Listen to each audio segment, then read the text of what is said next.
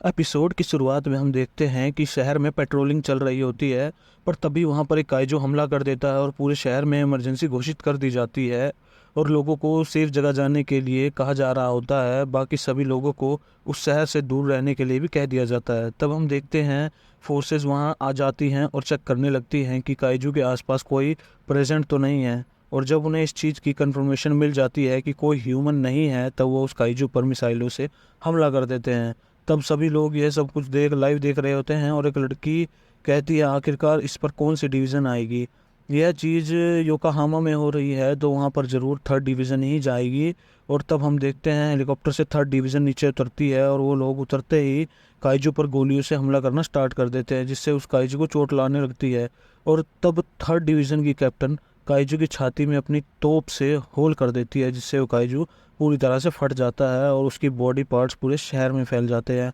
और तो वहाँ पर क्लीनिंग टीम आ जाती है। यहाँ पर काफका, जो कि हमारा हीरो है, उसका काइजू की बॉडी पार्ट्स को देखकर कहता है ये पूरी जगह तो बॉडी पार्ट से भरी हुई है, लगता है मुझे यहाँ पर ओवर टाइम भी करना पड़ेगा। और तब उसकी टीम को काम करने के लिए कहा जाता है। और यहाँ शहर में मीडिया और सभी लोग थर्ड डिवीज़न की तारीफ कर रहे होते हैं और उन्हें काइजू को मारने के लिए और उनके शहर को बचाने के लिए थैंक यू कह रहे होते हैं। तब हम देखते हैं बहुत सारे लोग थर्ड डिवीज़न कैप्टन आशीर से मिलने के लिए बहुत ज़्यादा एक्साइटेड हो रहे थे। तो यहाँ काफका और उसकी टीम अपना काम करना स्टार्ट कर देते हैं और काफका हमें बताता है सभी लड़ाइयों के बाद हमारी लड़ाई स्टार्ट होती है। और यहाँ पर हमें कोई चीयर करने के लिए नहीं आता और ना ही कोई हमें थैंक यू कहता है। पर ये फिर भी काइजू के अगेंस्ट हमारी लड़ाई है। तभी एक ड्रोन उसके पास सैंपल लेने आया होता है और उसे सैंपल दे देता है और अपने साथी से कहता है मैं इसे यहाँ से नहीं काट पा रहा हूँ, तुम मेरे लिए मुझे फैट जैमिंग कटर लाकर दो। और तब वो देखता है उसका एक साथी एक ऑर्गन को लिफ्ट करने लगता है। तब काफका उसे लिफ्ट करने के लिए मना करने लगता है, पर हम देखते हैं तब तक बहुत ज़्यादा देर हो चुकी होती है और वो ऑर्गन फट जाता है, जिससे गरम गरम खून उस आदमी के ऊपर गिरता है और उस पर्सन की थोड़ी सी स्किन भी जल जाती है। तब काफका उसके पास जाता है और उस पर दवाई लगाकर कहता है चिंता मत करो, कभी कभार ऐसा होता रहता है और हाँ, इसके लिए सभी ये वर्कर कंपनसेशन ज़रूर मांग लेना। जब भी थर्ड डिवीज़न काम करती है तो चीज़ें बहुत सारी बिगड़ जाती हैं और यह बताना बहुत मुश्किल हो जाता है कि कौन से ऑर्गन हैं और कौन से नहीं। पर मुझे यकीन नहीं आ रहा है कि वो चाहते हैं कि हम इसे एक हफ्ते में हटा दें। तभी एक साथी वहाँ जाता है और कहता है काफका, तुम्हारे लिए एक नई जॉब आई है, तुम्हें इंटरस्टाइन्स के पास जाना होगा। जिसे सुनकर वह बहुत ज़्यादा डर जाता है और वहाँ से भागने लगता है। तब उसका एक साथी उसे इस बात पर जोर जोर हंसने लगता है और एक पर्सन उसे पकड़ कर कहता है तुम्हें साथ चलना होगा और वैसे मैंने मैनेजमेंट से परमिशन मांग ली है। तब एक पर्सन कहता है मैंने सुना है कि इंटरस्टाइन की जॉब बहुत ज़्यादा मुश्किल होती है, क्या यह सच है? ज़रा ध्यान से सोचो, आखिरकार उनमें होगा क्या, फिर मुझे बताना कि वो मुश्किल है या नहीं। तब वहाँ काफ का सोचता है आखिरकार क्यों हमेशा मुझे इस ड्यूटी पर भेज दिया जाता है। और तब उसे उल्टी आने लगती है और वह देखता है कि उसे काइजू की पोटी साफ करनी पड़ेगी। तब वह रात को काफका कहता है कि मैं पूरी तरह से थक चुका हूँ, अब मुझे अभी भी उस चीज़ की स्मेल आ रही है। तो यहाँ न्यूज़ में थर्ड डिवीज़न कैप्टन आशीर के बारे में बताया जा रहा होता है और उसमें न्यूज़ एंकर कहती है कैप्टन आशीर भी सिर्फ 27 साल की हैं, पर उसने इतनी कम उम्र में भी 100 से भी ज़्यादा काइजू को मार डाला है। और तब काफका अपने बचपन याद करने लगता है जिसमें उसने आशीर को कहा था कि वो दोनों मिलकर सारे काइजू को ख़त्म कर देंगे। तब यहाँ काफका कहता है आखिरकार मैं इस जगह कैसे आ गया, पर रुको, मुझे इसके बारे में सोचना नहीं चाहिए, क्लीनिंग करना भी बहुत इंपॉर्टेंट जॉब है और इससे तो मैं सोसाइटी की मदद कर रहा हूँ जिसकी वजह से मैं इतने अच्छे घर में रह पा रहा हूँ और खाना अच्छा खा पा रहा हूँ, क्या ये अच्छी बात नहीं है? और तब वो अगले दिन फिर से काम पर चला जाता है जहाँ उसका एक साथी कहता है काफ का आज हमारे लिए एक नया पार्ट टाइमर काम शुरू करने जा रहा है और उसका नाम इचिकावा है। इसका कहना है कि इसे भी डिफेंस फोर्स ज्वाइन करनी है। फिर वो उसका साथी इचिगावा को बताता है काफका भी कभी डिफेंस फोर्स ज्वाइन करना चाहता था, पर अब ये सब कुछ छोड़ चुका और अब यहाँ के फर्नीचर का पार्ट है, जिससे काफका को बिल्कुल अच्छा नहीं लगता और वह कहता है ऐसे बच्चों को डराना बंद करो। तो इचिकावा कहता है सुनिए सर, आखिरकार आपने हार क्यों मानी? मैंने बहुत ज़्यादा कोशिश की, पर जैसे कि तुम्हें पता है कि तुम चाहे जितने मर्जी अच्छे हो, पर कोई ना कोई तुमसे अच्छा जरूर ही होगा। और तुम यह भी कह सकते हो कि मैं जान चुका था मैं इस लिमिट से आगे नहीं बढ़ पाऊंगा, जब तुम बड़े हो जाओगे तब तुम्हें इस बात का एहसास हो जाएगा। ऐसा कुछ नहीं होने वाला, क्योंकि मैं कभी हार नहीं मानता, तो इसलिए जब तक मैं मरता नहीं तब तक मुझे कुछ पता नहीं चलेगा। और तब वो चेंज करने चला जाता है और टोकू कहता है मुझे लगा था तुम दोनों की अच्छी बनेगी, ये बिल्कुल भी अच्छा नहीं हुआ। मैं ऐसा कुछ नहीं कह सकता था जिससे मैं लूजर ना लगूँ क्या? गिव अप करना इतना बुरा होता है। और तो लोग काइजू को साफ़ करने वाली जगह पर पहुंच जाते हैं जहां सबको अपना अपना काम बताया जा रहा होता है। तो यहाँ इचिगावा को इंटेस्टाइन साफ़ करने का काम दिया जाता है, जिससे वह काफ़ी ज़्यादा खुश हो जाता है। और तब वह वही काम को काफ्का को भी दे दिया जाता है। तब वो कहता है मैंने तो कल भी यही काम किया था, कि आज भी मुझे ये काम क्यों करना पड़ रहा है, क्योंकि तुम इंटेस्टाइन वर्क के साथ बहुत अच्छे हो। और तब वह अपने काम के लिए निकल जाता है। तब उसका मैनेजर कहता है ये हमेशा अपने काम की कंप्लेंट करता है, पर इससे कभी भी मना नहीं किया। अगर ये डिफेंस फोर्स में होता तो ये बहुत अच्छा काम करता, पर यह तो तभी पॉसिबल हो सकता था अगर ये टेस्ट पास कर लेता।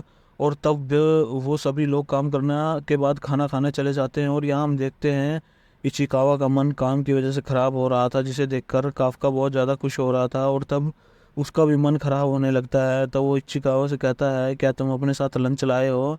हाँ। तो इस पर इचिकावा कहता हाँ लाया हूँ, पर अब इसे खाने का बिल्कुल भी मेरा मन नहीं है। तब काफ्का उसे मल्टीविटामिन का एक जूस का पैकेट देता है और कहता है अगर तुम्हें शाम तक काम करना है तो तुम्हें कुछ खाना ही होगा, इसलिए तुम इसे रख लो। और ऊपर से तुम नाक को बंद करने के लिए यह ले लो, इससे तुम्हें काम करने में आसानी होगी। तभी इचिकावा उस चीज़ को लेने के लिए मना करने लगता है।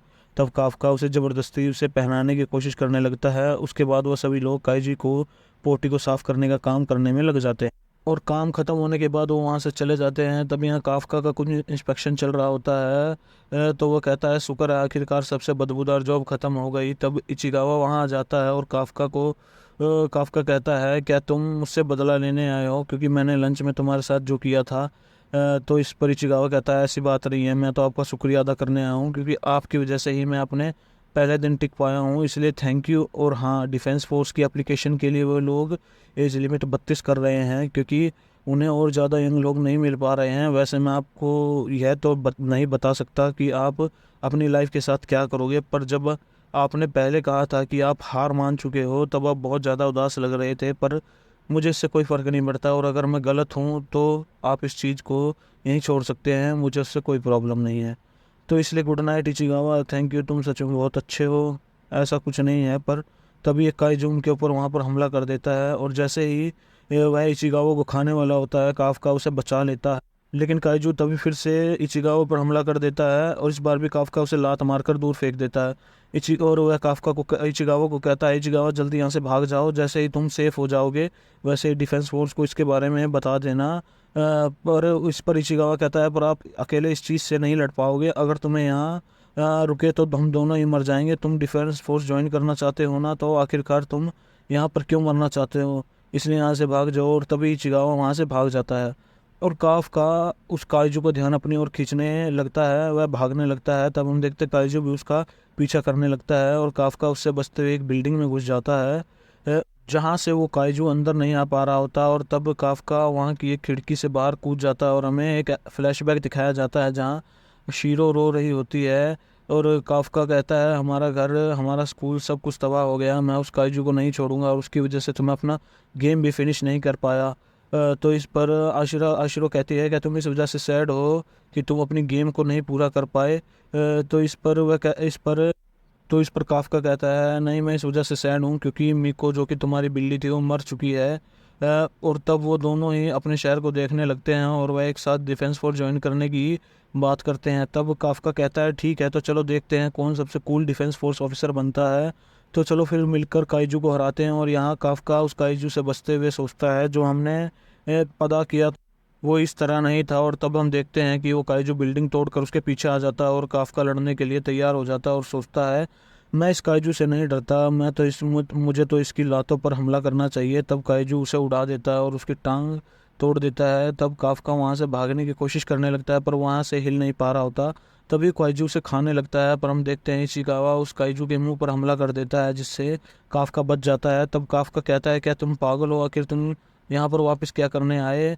तो उसने कहा कि मैंने डिफेंस फोर्स बुला लिया है, अगर मैं आपको यहाँ पर मरने के लिए छोड़ देता तो मैं कभी डिफेंस फोर्स में नहीं जा पाता। तब काफ्का को अपना रिजल्ट याद आता है जिसमें वो डिफेंस फोर्स में सिलेक्ट नहीं हुआ था। तब वह सोचता आखिरकार ऐसा क्यों हो रहा है, मैं इसके सामने कितना पावरलेस हूँ, अब तक कुछ नहीं बदला है, मैं कुछ भी प्रोटेक्ट नहीं कर पाया हूँ, ना ही मेरी गेम, ना ही मेरी फ्रेंड की कैट, और ना ही मैं अब इस बच्चे को बचा पा रहा हूँ। और तब वो काइजू जैसे ही उन पर हमला करने लगता है, तब हम देखते हैं एक टाइगर उसका हाथ पकड़ लेता है और आशिर उस काइजू को उड़ा देती है और कहती है टारगेट मर चुका है और यहाँ पर हमारे पास कुछ लोग जख्मी हैं, तो इसलिए जल्दी से एम्बुलेंस को यहाँ पर भेज दो। और वो अपने साथी को बोलती है कि तुम लोग इनका ध्यान रखो और बाकी मेरे साथ चलो, हमें इस एरिया को चेक करना होगा, यहाँ पर और भी काइजू हो। तो यहाँ पर काफका उसे देखता है और कहता है कि उसने तो कमाल है, उसने तो एक ही बार में काइजू को हरा दिया और उसने तो मुझे काफ़ी पीछे छोड़ दिया है। तो इचिगावा कहता है सर, जब वो काइजू अपीयर हुआ और आपने मुझे भागने के लिए कहा तो आपने वहाँ बिल्कुल सही डिसीजन लिया, क्योंकि अगर आप वहाँ पर ना होते तो मैं आज यहाँ पर जिंदा ना होता। और आप सच में बहुत ज़्यादा कूल हैं, आपको सच में डिफेंस फोर्स ज्वाइन करनी चाहिए। और हाँ, यहाँ बिल्कुल आपके ऊपर डिपेंड करता है, मुझे इससे कोई फ़र्क नहीं पड़ता। तब इसे सुनकर काफका का अपना और आशिरा का वादा याद आने लगता है। वह सोचता है ये बिल्कुल सही कह रहा है, मैं हमेशा चीज़ों से भागता नहीं रह सकता। थैंक यू जी इचिगावा, तुम सच में बहुत अच्छे इंसान हो। मुझे लगता है कि हार मानने में कोई गलत बात नहीं है, पर खुद से झूठ बोलना बिल्कुल अच्छी बात नहीं है। तो इसलिए मैं डिफेंस फोर्स में जाने का एक ट्राई और ज़रूर करूँगा। और तभी उसे कहता है, उसके सामने काइजू दिखाई देता है और वो कहता है आखिरकार मैंने तुम्हें ढूंढ ही लिया। और जैसे ही काफका उसे देखकर चीखने लगता है, वह काइजू उसके अंदर चला जाता है और हम देखते हैं उसके अंदर रिएक्शन स्टार्ट हो जाता है। तभी इचिगावा जैसे ही उसकी आवाज़ें सुनकर उसका पर्दा हटाता है, तब वो उसे देखकर पूरी तरह शॉक हो जाता है। और तब जैसे ही काफका का भी अपने रिफ्लेक्शन देखता है और दोनों पूरी तरह से शॉक हो जाते हैं। तब काफका का इचिगावा को अपने बारे में समझाने लगता है और वह कहता है कि देखो मैं कोई काइजी। तभी वहाँ से एक बूढ़ा आदमी गुजर रहा होता है और वो काफ को काइजू समझ लेता है और उसके बारे में रिपोर्ट कर देता है। तभी इचिगावा कहता है इसके बारे में मैंने रिपोर्ट कर दी है, जल्दी यहाँ से भाग जाओ। तब हमें यहाँ एक फ्लैशबैक दिखाया जाता है जहाँ काफका का आशीर से कहता है अगर तुम कभी भी काइजू के सामने जाओ तो सबसे पहले उसकी टांगों पर वार करना, ताकि वो वहाँ से हिल ना पाए। मुझे थोड़ा डर लग रहा है, काइजू तो सच में मुझसे कितने ज़्यादा बड़े होंगे। चिंता मत करो, क्योंकि जब भी तुम्हें डर लगेगा तब तुम हमेशा मुझे अपने पास पाओगी। तो यहाँ आशीर सोचती है तुम झूठे हो। और तब उसे फ़ोन आ जाता है जिसमें उसे बताया जाता है कि हॉस्पिटल में एक काइजू को देखा गया है। तो वो कहती है चिंता मत कीजिए, मैं अपनी टीम को लेकर जल्दी वहाँ आ रही हूँ, तो हम उसे मार डालेंगे। और इसी के साथ एपिसोड ख़त्म हो जाता है। अगर आप लोगों को वीडियो पसंद आई है तो वीडियो को लाइक करें, चैनल को सब्सक्राइब करें।